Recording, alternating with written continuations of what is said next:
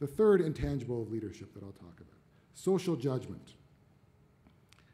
Social judgment is really, at its core, insight into other people. As a leader, both in the C-suite and the board seat, you make decisions. It's not just about the business decisions that you make, of course, it's about the people decisions as well. So it's having insight into people and then making the right decisions based on that. That's the judgment part of it. And the most extraordinary leaders have this ability to read others and make the right decisions based on that. So how does that show up in the different contexts? Well, as a senior leader, you pick your team. You have that luxury, right?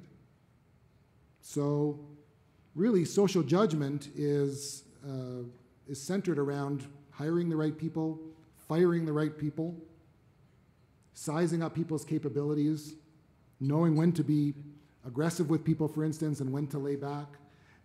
These are all the facets of social judgment. Succession, of course, is a key component as a senior leader, knowing who's going to be the next generation leaders for yourself and for other people as well. Well, you don't have that luxury of picking your team as a board member. Social judgment as a board member, as you know, is about influence. You can't fire your fellow board members. You have to deal with what you've got. So social judgment is about navigating tough personalities, and politics, of course, will occur.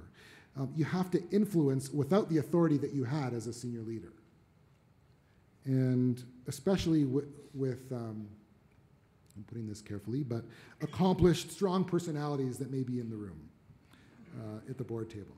That can be a very challenging leadership exercise.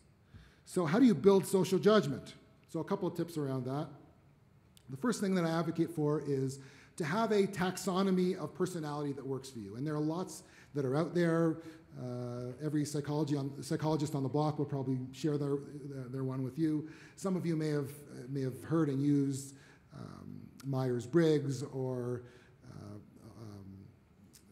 there are lots of other ones, StrengthsFinder or DISC or some of the other ones. But to me, it matters less about what the specific one is, although there's some research about that.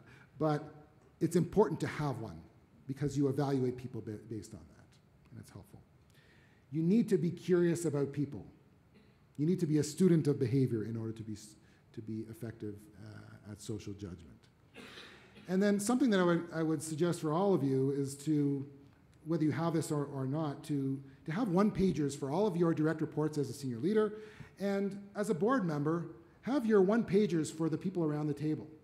And that's kind of your perspective on each of them.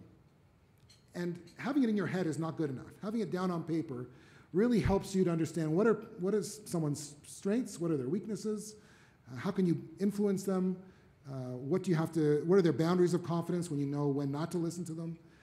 Having that down on paper is very, very helpful. And then, of course, calibrating your read with other people, not just so having a trusted person to go to and say, is this what you see with this person? Is this what you see around the board table? Calibrating your read with others.